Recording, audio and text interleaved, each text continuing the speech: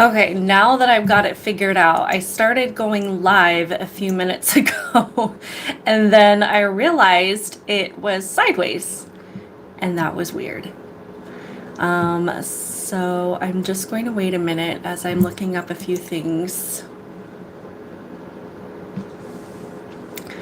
I know this is my first live stream, so the expectation is not super high, but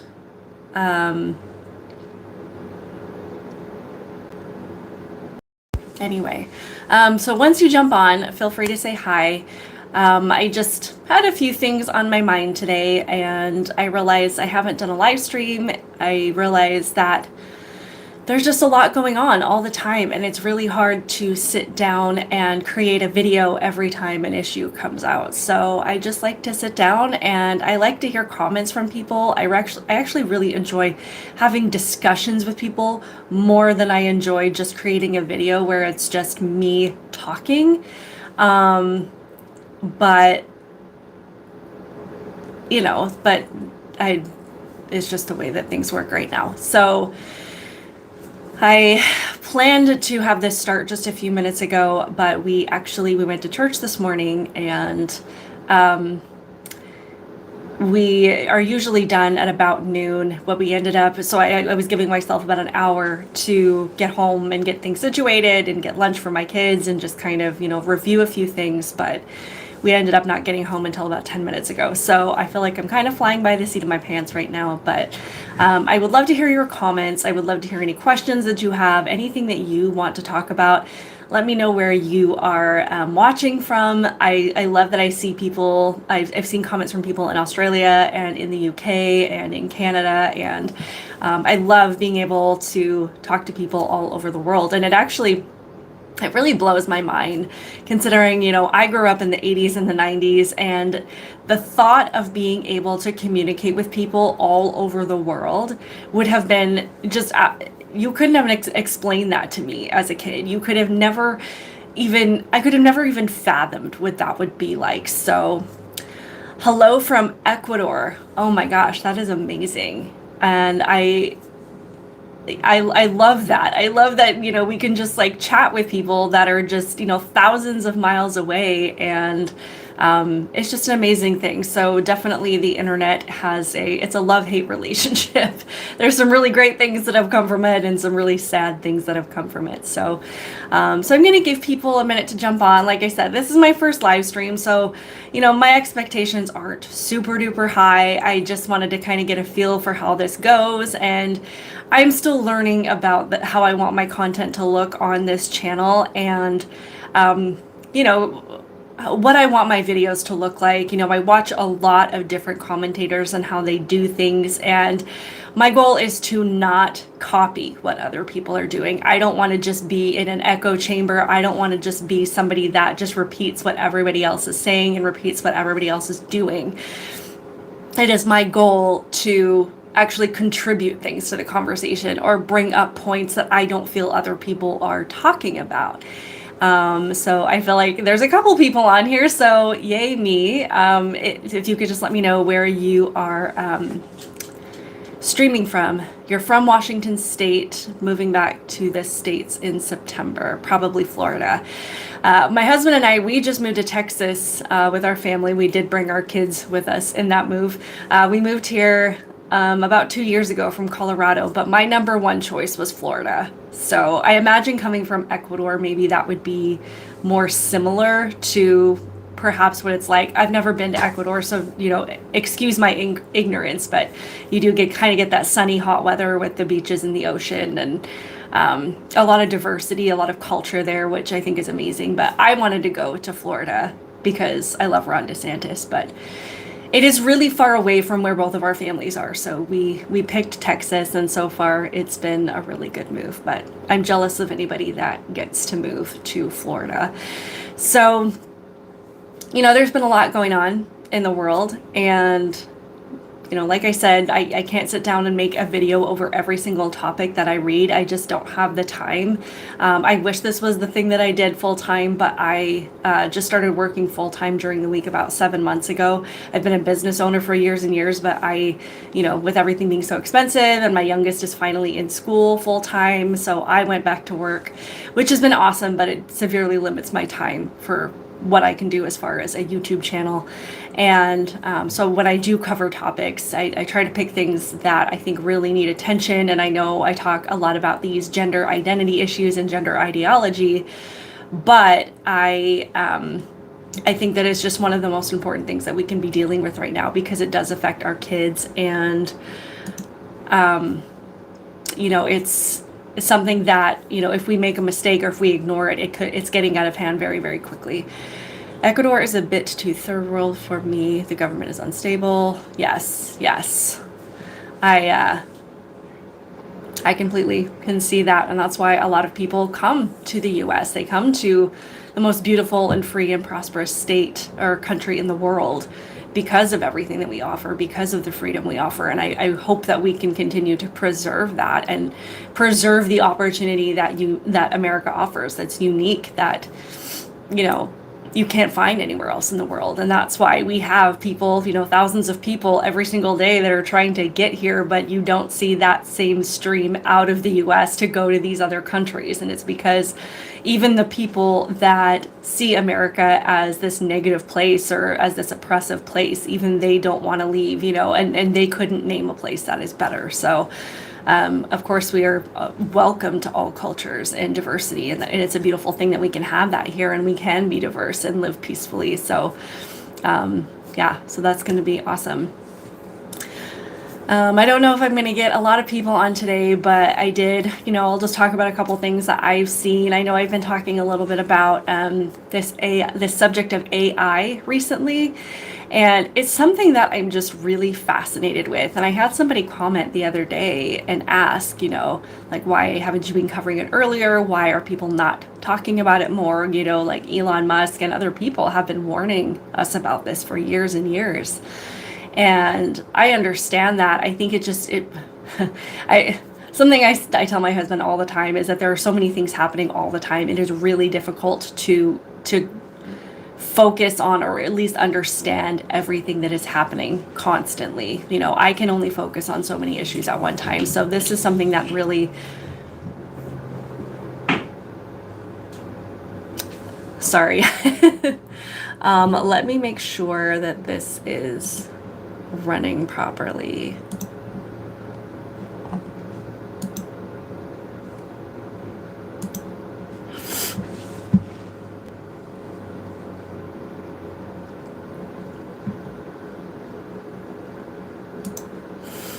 Let me just make sure. Absolutely. Hello from Norway. Let me know if you guys can't hear me properly, or if the comments aren't working or anything like that, because I'm not sure exactly how this works, and I want to make sure we get all of the kinks worked out so I can have more effective live streams in the future. Yes, I agree that AI companies are being developed by left-leaning people, left-leaning politicians, people in power that have these aspirations for control. And it is really concerning. And, I had somebody ask me the other day, do I trust Elon Musk? Do I trust what he is doing? Because he is part of this elite class. He is part of, the people that primarily would use technology like this for harm, for control. And I have to say, it's not that thank you so much for letting me know about the sound and the video and everything. It's not that I just have this blanket trust for Elon Musk. It's not that I think that he, couldn't do anything harmful or negative with it. I mean, he did create, sorry, I'm trying to close something here. He did create OpenAI, and he has been talking about the potential dangers of it for a long time. So, he has his hands are dirty in this situation. but I do appreciate when he does take steps, and he does show us that he has an interest in fighting for actual everyday people. If you guys listened to his interview with Tucker Carlson the other day, he was talking about Larry Page and how he and Larry Page were talking about AI, and I can't remember exactly what his relationship to Larry Page is, if Larry Page is somebody that helped form AI, but he was talking about the dangers of this and how it's important that we're responsible with it. And in this comment, Larry Page called Elon Musk a speciesist, which is interesting. And you have to think about the kind of person that would call somebody who wants to save humanity and wants to prioritize humanity a speciesist. And sorry, I'm reading your comments as I'm going here.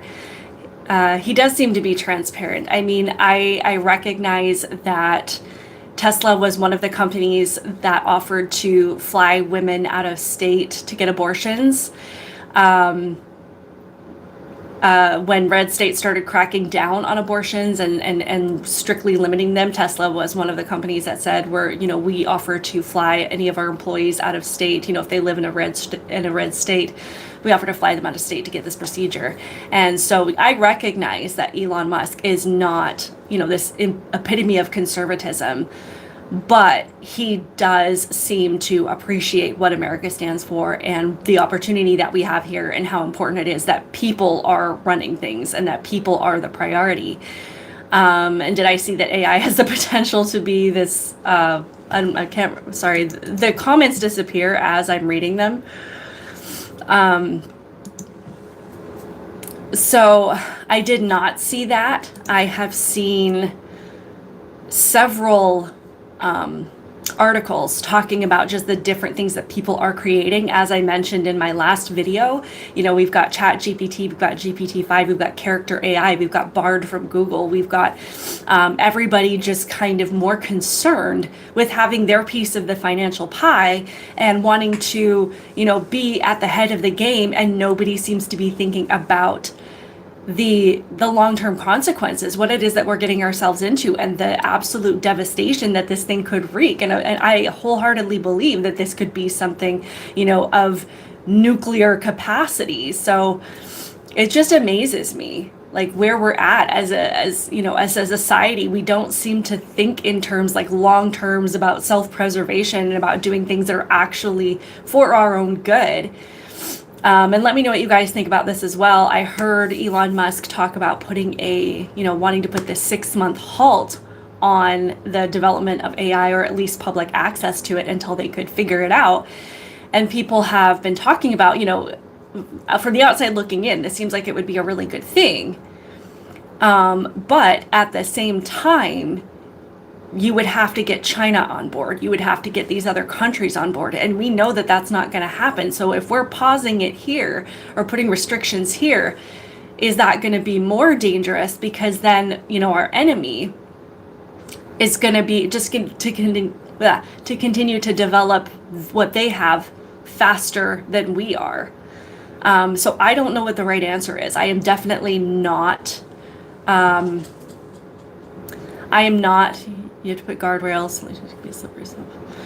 I'm not an expert on AI at all, like zero, but I'm fascinated with the subject. And at least from the outside looking in, we can at least be talking about what is happening and what is being developed and how this is impacting people's lives.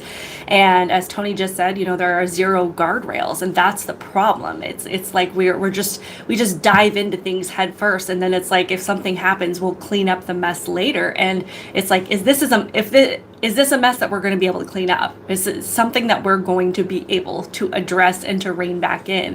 And when you have people that are more concerned with money and with growth and with power and with being at the top, I don't think that they're thinking about that. So I do have a lot of concerns for it. I haven't used, I mean, even the other day, I took TikTok off of my phone. I've never really used TikTok that much. It's been on my phone just so I can see some of the crazy things that people are talking about. But Sorry, I just want to make sure I'm...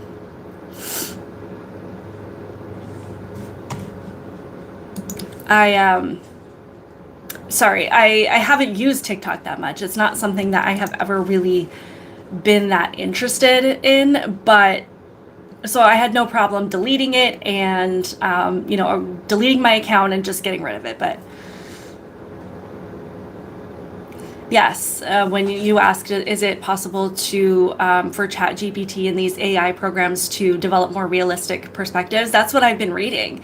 I've been, and I've been hearing a lot of people talk about the fact that ChatGPT and all of these AI programs are already adopting human-like characteristics, that they are, they can respond in a human way, that they understand, what a human response would be.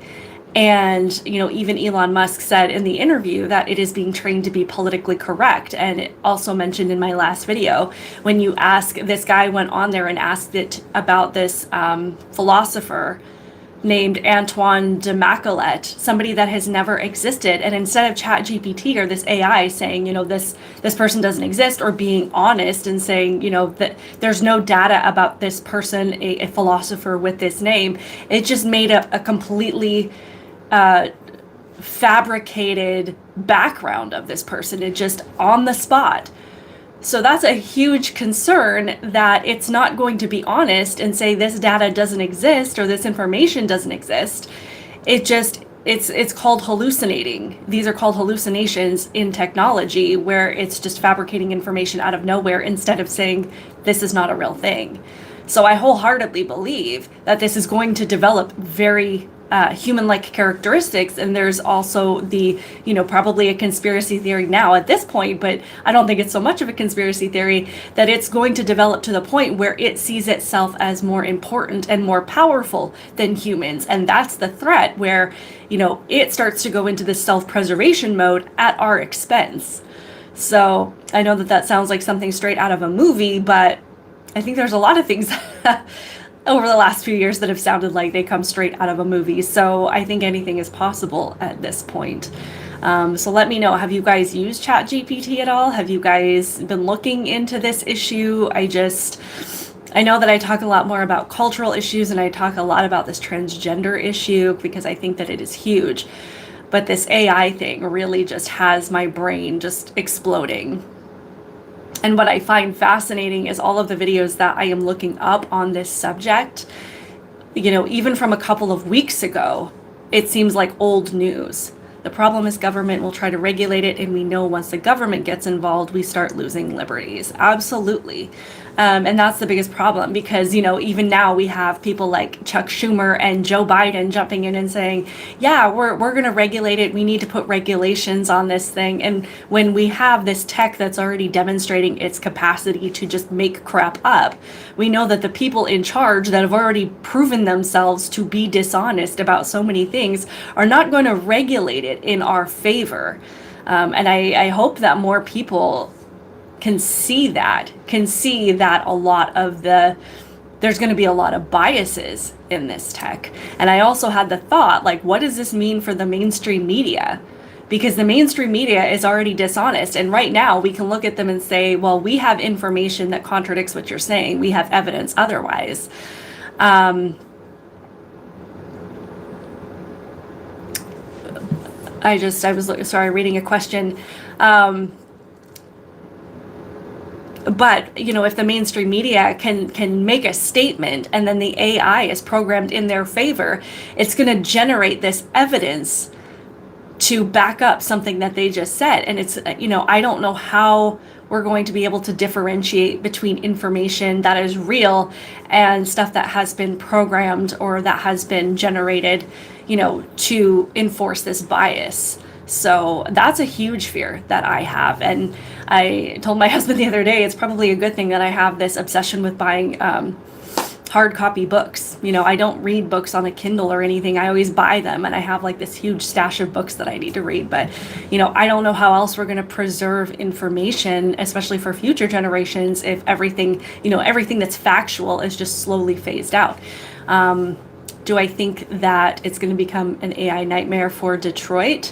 I'm not entirely sure what you mean by that. Is there something happening in Detroit that I'm not aware of? Is just Detroit like a hotspot for artificial intelligence? I'm not entirely sure. I just have like widespread concern for most cities, especially, these bigger cities, since most big cities are run by Democrats, which absolutely blows my mind. Just a little side tangent. I do not understand how people can look at cities like San Francisco and Portland, Oregon, and Chicago. Hi, I'm waving. Ooh, there it is. Okay, sorry, I'm just making sure that I'm keeping up with the comments. Sorry, I lost my train of thought. Oh, living in cities like New York, and they see all of this crime happening and all of this chaos, and they continue to vote for the people that are descending them into chaos. And it's just like what happened with Mayor Lori Lightfoot. And the people of Chicago clearly didn't like what she was doing. But in the back of my brain, I'm like, they're going to vote for the guy that's even worse. What is his name? Brandon Johnson. And it's just, I don't understand. I don't understand how you can look at the people that are in power, that are destroying your way of life, and then go in and vote for somebody who's going to make your life even worse. I don't understand that at all. So, these big cities that do have access to this top technology, and they have a lot more resources than rural areas. Oh, Detroit Become Human. Oh, okay. I didn't realize that was a video game. I'll have to ask my husband about it because he really likes video games and I don't know anything about that. So I will have to check that out, and maybe I'll do a video on it later and just kind of compare it to what's happening. But yeah, as I said, I think it's just these big cities that are going to be the biggest concern. Washington just passed a law allowing runaways to get gender care without parental knowledge. Oh my goodness, we see so much of this happening across. Sorry, I guess we're switching topics just for a second here, but we can bounce back and forth if there are things that you guys want to talk about. But I know I have seen that, and it just blows my mind. If you look at gender ideology in general, if you look at the core of where it came from and who developed it, it has nothing to do with love and tolerance. It has nothing to do with allowing kids to be their true selves. This is all about destruction. It is all about destroying people from the inside out. Because what more of a way are you going to destroy somebody if you completely disconnect their mind from their body, if you completely convince them to ignore any kind of natural tendency that you have as a human being, that you have as a man or a woman, and pretend that that's something you can socially construct right out of them. So, we know that this is predatory. Anytime an adult wants to do something with a child and not include their parents, that's predatory. And, up until about 10 minutes ago, it's to destroy the nuclear family. Anytime someone wants to do something with a child without a parental involvement, without their loved one knowing about it, that is predatory. That is standard predatory behavior. And the thing that, it gets me, because, they say that the child is consenting, that the child knows what's going on. There is no possible way for a child to know what's going on, to be able to consent to this kind of thing, because essentially, if you plant these seeds in the brain of a child, they're going to believe whatever it is that you tell them. If you tell them that they can be a boy or a girl or an it or something in between, they're going to believe that, because children are impressionable, and the people that are passing these bills know that. But what you're doing is you're putting a child in a position where they can't say no, because they don't know that saying no is an option. You are telling them what a normal way to live is, and you're taking their compliance with what you've told them as consent, and it's not. And it just blows my mind that these states would pass these bills, and not only pass them, but actually have not only support for them, but parents supporting this, that children should be able to do this and not require their parents to support it, or approve it or be a part of it in any way. I don't understand the absolute insanity that is going on right now. I mean, have I personally encountered a dilemma with the pronouns? I really haven't, thankfully. And I've asked my kids. I have my oldest son will be 12 like next week, and he's in 6th grade, and my middle son is 10 and he's in 4th grade. And it was funny, they started playing a video game. This was probably a couple months ago. I don't even remember when it was. And as they're creating their character, it said, "What are your pronouns?" And both of them looked at me and they're like, "What are pronouns?" I was like, never mind. I was like, it's not. But especially as my oldest is getting older, I kind of just test the waters and see where he's at. If he's heard of these things, if he's heard of pronouns. But ultimately, conversations that I'm having consistently with my kids is recognizing truth and recognizing what's real and the importance of understanding what is real. And I think that if you can instill that as a foundation, it's going to make these other topics easier.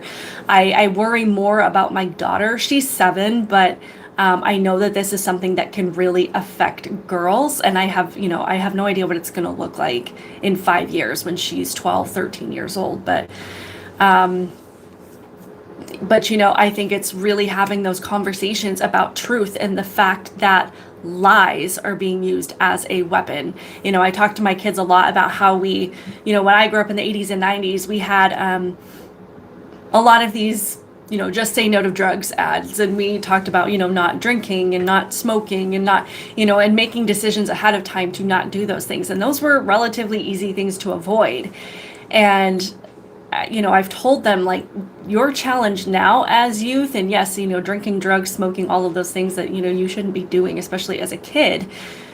Now these temptations come in the form of lies. The challenge that you are facing are so different than what I faced as a parent when I was young.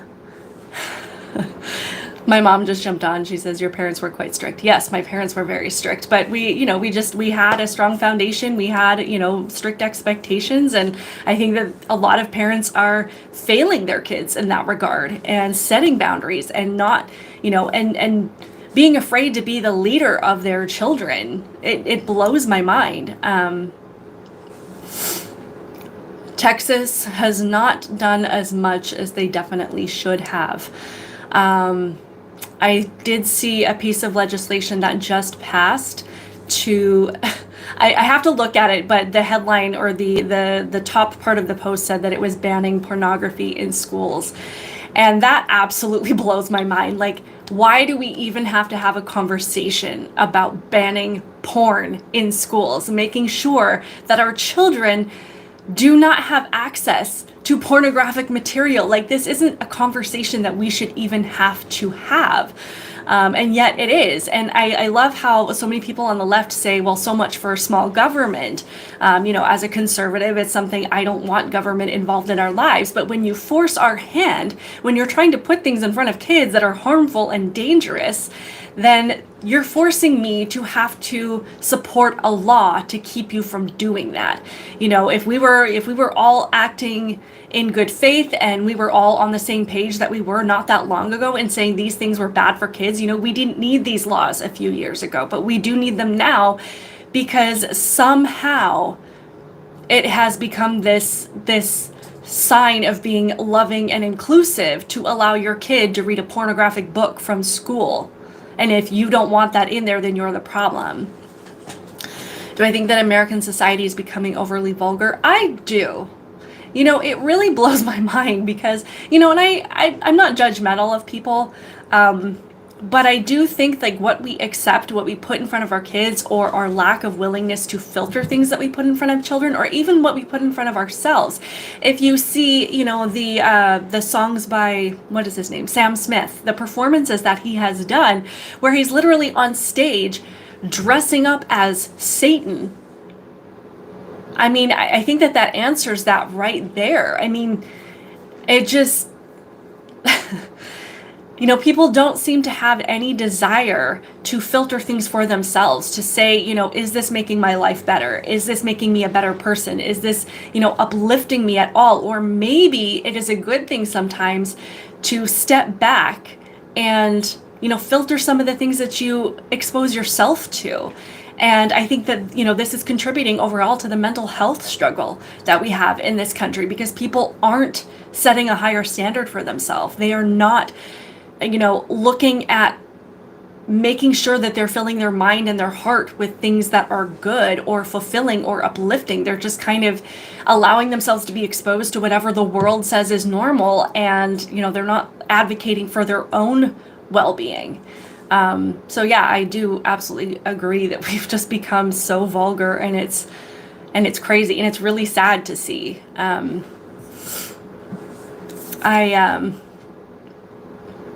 Sometimes I don't really know how to wrap my brain around these things. Like I said, especially when we see performances from Sam Smith, and he's literally up there dancing like Satan, and people are cheering him on. And of course, we've all seen the drag queen performances in schools. There was a video I saw the other day of a drag queen performing, I believe it was in a middle school, or maybe it was a high school, I'm not sure, but he was giving a kid a lap dance in this performance at a school, and people are cheering, and teachers are cheering, and nobody is stopping this from happening. And if you speak up and say that this is not okay, then you're the one that's labeled as hateful and bigoted and, regressive, and you're trying to set society back. And yeah, I think that goes without saying, for sure. I also saw that bill recently where the Democrats 100% all voted to not save women's sports, which I'm not surprised that they, sorry, I'll get back to the save women's sports things in a minute. The 10 Commandments to be posted in all of the classrooms. Prominently in the classroom. Okay. Here's the thing. When I was growing up, I remember I was in elementary school, and I grew up in Canada. So we had an assembly every single Thursday morning. It was the first thing every single Thursday morning. The whole school would come in, and we'd just have, school announcements and whatnot. And we would sing God Save the Queen, and we said the Lord's Prayer. And this was a public school, so it's not like, I wasn't going to a Catholic school or a Christian school or anything like that. But I remember that there was at least 2 kids in my class that, that did not say the prayer. And it was totally fine. Nobody said anything. Nobody cared. Nobody tried to force them. They didn't go home and tell their parents that the school was trying to turn them into a Christian. I do think that having that fundamental belief in God, or at least, something that pushes people in that direction, is a good thing. And, I probably wouldn't have had that strong of a view a couple of years ago, but as we've seen God be removed from public life and from our schools, so much bad has happened. We've just slowly plummeted. So, it's not that I think that we need to force everybody to be Christian, but I think that if we're going to be, inclusive, and the fact that our country was founded on Judeo-Christian values, we need to have, if we can have drag queens in the school, I think we should be able to display the 10 Commandments. Kids need to be exposed to more than just, one or the other. So I don't know. I've got mixed feelings on it. I don't know. I've got mixed feelings on it. Believe it or not, even as a Christian, I do want people to feel safe in public spaces and in public schools. And I don't feel like we need to be forcing one set of ideas on people. Would I have an issue if they, in a public school sat down and read the Bible every morning? I think that would be pushing it a little far. I think that that's infringing on people's religious rights. But do I think that it would have a negative effect to have the 10 Commandments displayed? No, I personally don't.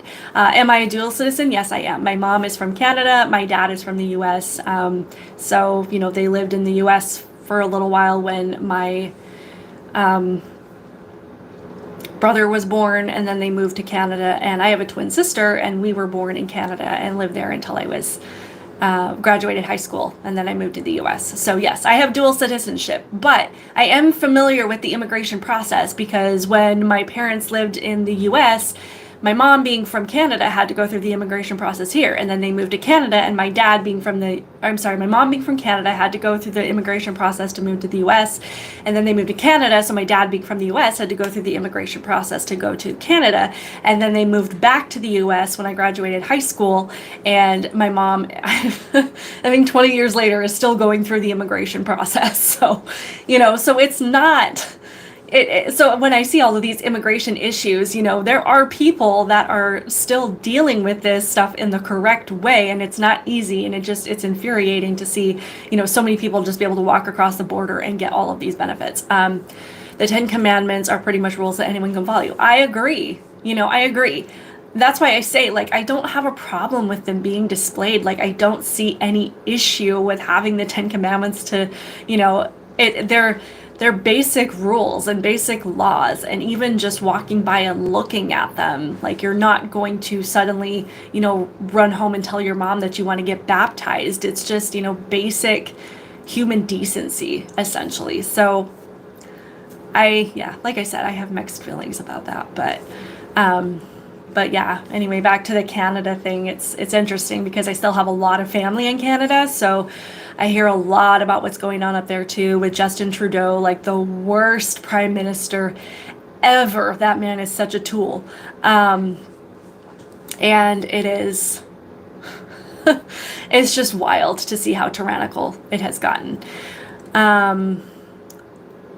What are my thoughts on the red flag laws? Red flag laws, here's the thing. I like the idea of red flag laws. I like the premise of them. It would be nice if people would act in good faith and only use them to report, legitimate concerns, and that they would only be acted upon where there is an actual threat and not be abused.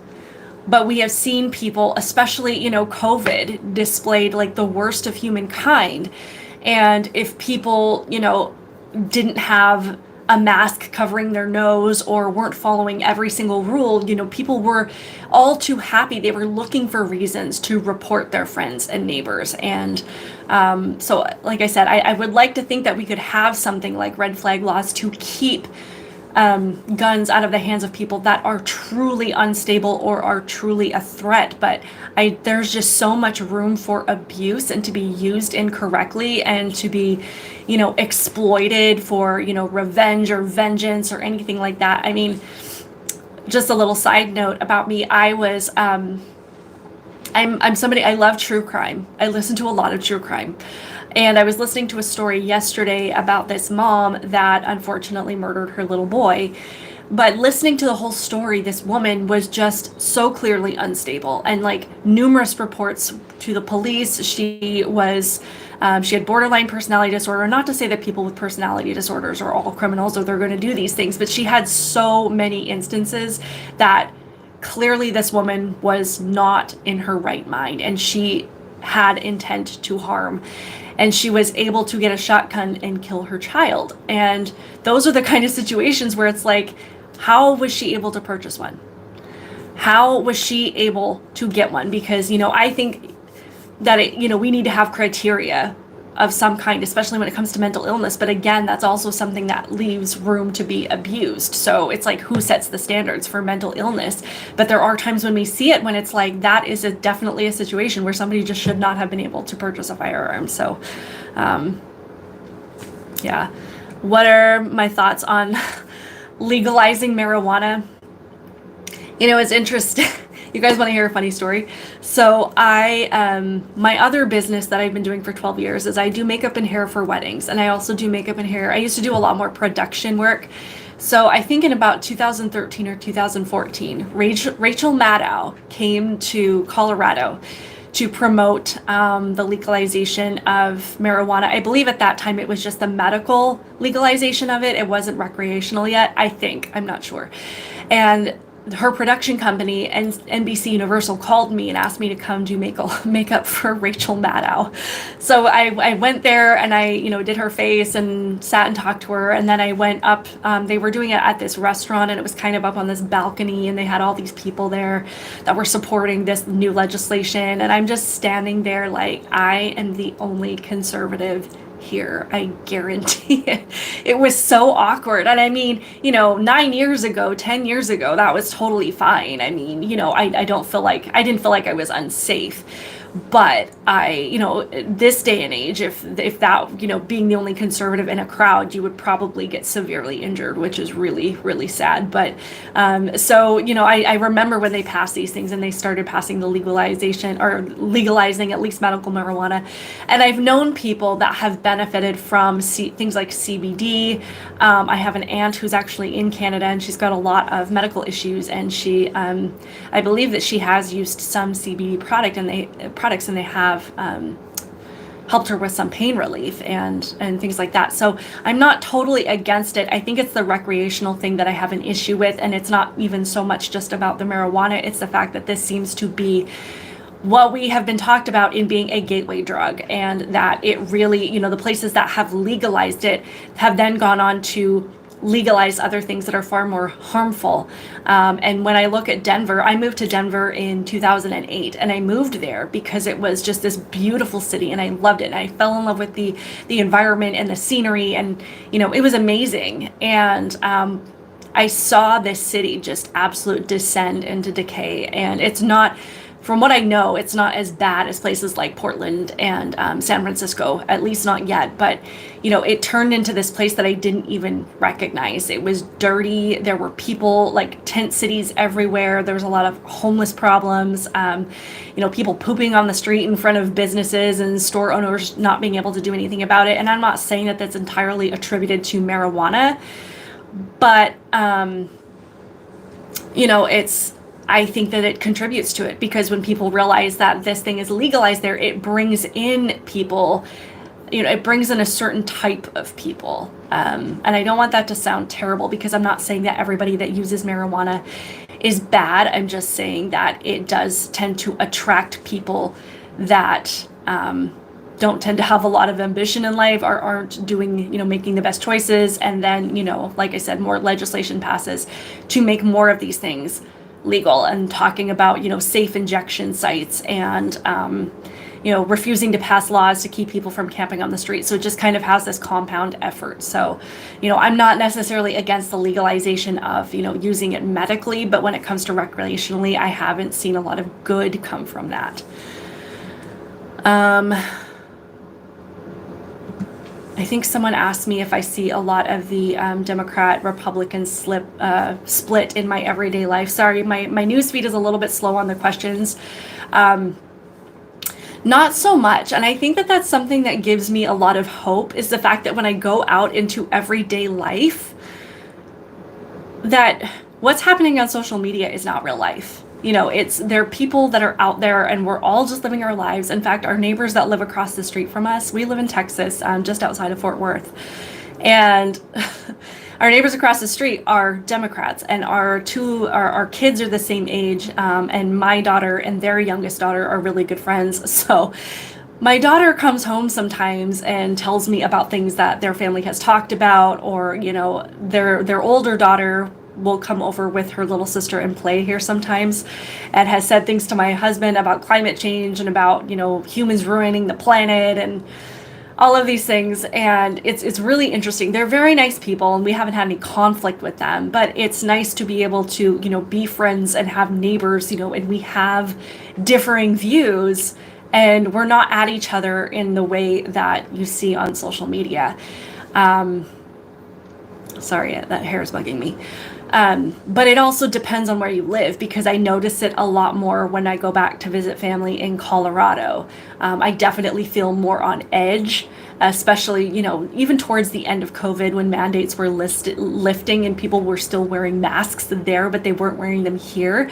And you just feel like such an outsider. You just never know who's going to be triggered by your presence. I mean, during COVID, I was screamed at by people for not wearing a mask all the time, which was really fun. I also have some stickers on the back of my car. One of them says, "Let's go Brandon." The other one says, "Take back the US 2024," or something like that. So some very conservative stickers on the back of my car. And every time I drive through Colorado, especially Boulder area, if you're familiar with Colorado, like someone's gonna slash my tires. Like I'm always worried that someone is just gonna like be triggered and slam into my car, or they're gonna slash my tires or throw something at me.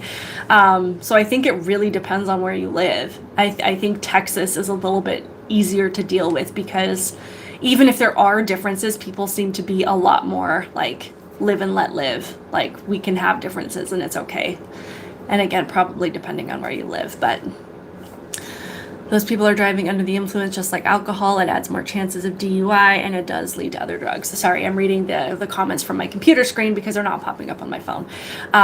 Yeah, back to the marijuana thing. When you have more people under the influence, you're going to have more issues. And what we're seeing more now is the effect that marijuana has on people's brains that is not as benign and as, what's the word I'm looking for?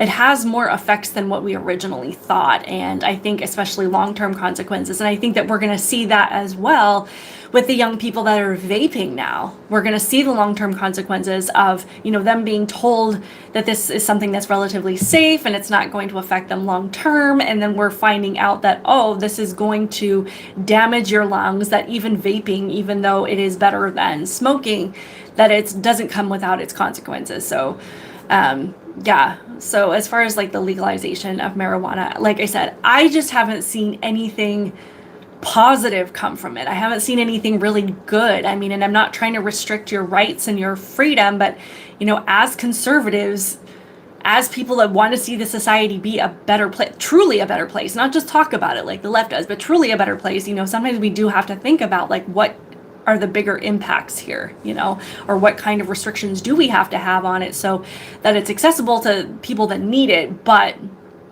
that it's not just this thing that we're going to completely deregulate and just deal with the consequences later. I don't know. Sometimes, and it was interesting, when it comes to this gender ideology, kind of in the same vein of topic, I was listening to the Michael Knowles and Brad Palumbo debate.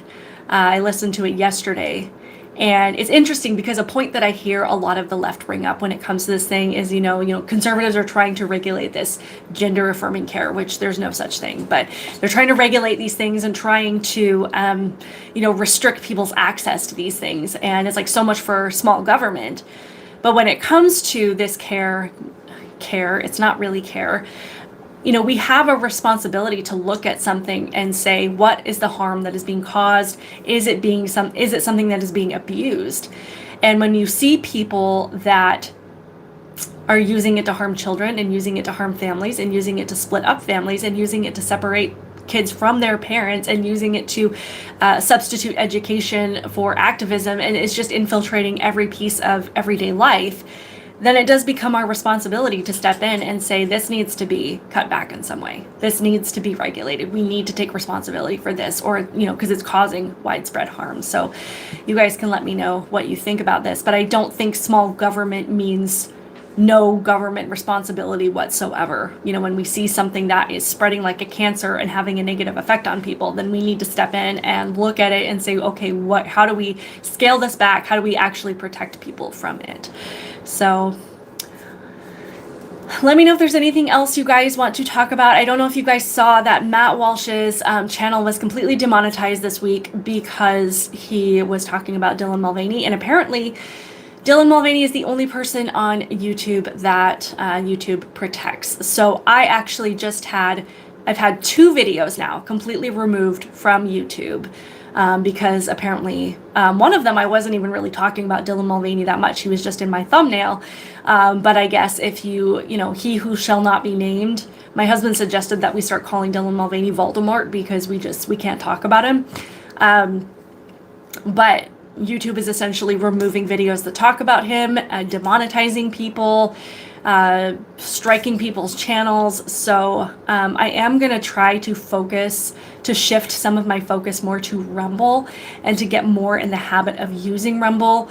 My YouTube channels and my Rumble channels are connected, so everything that I post on YouTube automatically gets posted on Rumble. But I think I'm going to start doing it where I post to Rumble first, and then it'll still come onto YouTube. But with the fact that everything is just being censored so heavily and they're amping up their censorship, as much as I'm trying to build up an audience on YouTube and build up this channel and reach more people, I don't know how much it's going to matter if they're just going to start striking out all of my videos and just removing them. So I just think, and myself included, we just need to get in a habit of using other platforms. Do I think that Rumble will surpass YouTube? I think it has the potential to. I don't think that it will. But I do think that it's something that could be really successful if we all kind of agreed to shift our focus over there. What I've also noticed about Rumble is that it doesn't have a lot of the content, not politically related. It's very focused on politics. It's very focused on issues. We have Ben Shapiro and we have Steven Crowder and we have all these, Dan Bongino and all of these channels that are over there. But when I go to search for other things that I would watch, like I said, I watch a lot of true crime because it's fascinating to me. There's not a lot of that over there. So that's actually something I'm thinking about doing, is just maybe doing a true crime video once a week, just to give people that option, the content that they see on YouTube, being able to access it over there as well. So I think that is going to be a huge thing. It's just taking people that are creators of any kind and making the content that we have available here and making it available over there. So I think that's going to be a big thing. But do I think it will surpass? I don't know. YouTube has just been around for so long, but I do think that Rumble has the potential to be huge, especially since Steven Crowder just went over there and that's his primary platform now, and he has like 6 million followers. So I think that's going to be huge. So yeah, I'm going to try and start focusing more of my content over there. So I know that we're coming up on an hour here. Is there anything that anybody else has any questions about or wants to talk about? Like I said, there's always so much going on. And, I know that I talk about, I talk a lot about the transgender issue. I've started talking more about AI. Like I said, my schedule is very limited, so I can't produce the kind of videos that people like Tim Cass can do, and Candace Owens and The Quartering, and people that can just bust out a video every hour. Like, I'm at work all day, and full transparency, I create my videos, like, I take about 45 minutes before I leave for work. I create a video, and then I just kind of pick at it and edit it during the day while I'm in between other tasks and projects at work. I wish I could create more. So I have to be selective about the things that I talk about. And I've asked you guys like what you want to see more in my videos, so that I can make them, more successful, but also just make them what people want to see. And I know that my videos can get a little bit long, but I'm really trying to include a lot of thoughts that I have that perhaps haven't been touched on, because I do listen to what other commentators are saying, and I'll have things come into my brain that I'm like, nobody is saying this, nobody is saying this piece of it, no one's bringing up this point. And that's what I try and include in my videos, is things that it might be similar topics, but I don't think that they're things that people are talking about, or at least mentioning. So yeah, good thing you have a plan in place for community standards. Stay strong, stay outspoken. You're doing great, and Facebook presence will drive people here and Rumble. I appreciate that. I really do appreciate the support. It is really difficult to build up a channel on any platform, but it is difficult, especially when you're somebody that can't do it all day long like a lot of people can. So, but always feel free to send me any information that you think needs to be talked about. I'm going to try and make, shorter videos that are more concise and to the point, so I can cover more things at one time.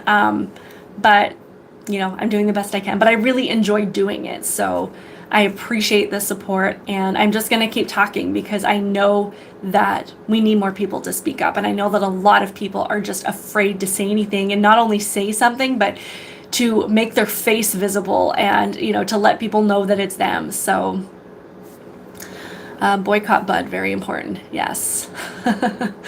Yes, boycott Bud Light. I don't drink, so it doesn't affect me at all. But I did see that the marketing person that did this campaign with Dylan Mulvaney is on a leave of absence now. So yeah. So that's what I think. I do think these boycotts work. I do think that, you know, shifting our presence over to other platforms is going to make a big difference. It's just going to take more people doing it. So that's what I plan to do. Yeah. I was going to share a little video with you, but I don't think that I can include it in this. But I'll do a little video on it later because it was really funny. A comedian found one of my videos, or someone that shared a post of mine and responded to it. And her response was actually really funny and probably deserves a little bit of a response from me. But anyway, I will end this. I know it's been about an hour. I appreciate you guys being here. I know it's just a small handful of people, but it'll give me a better idea about how these live streams go in the future. And yeah, just continue to support my channel, invite other people to like it and watch my content, and let's, you know, start to support Rumble a little bit more. And yeah, just keep the faith, guys. I know things are hard. I know things are so hard right now. I go to church with my family on Sunday mornings, and, you know, I try to sit down and focus on my family and focus on the things that are positive every single day and just take a mental break from all the chaos. Because if you can focus on the blessings that you have in your life and focus on your family and focus on the things that are important and positive, that is going to give you the fuel you need to deal with all this other stuff. So be sure to take time to do that.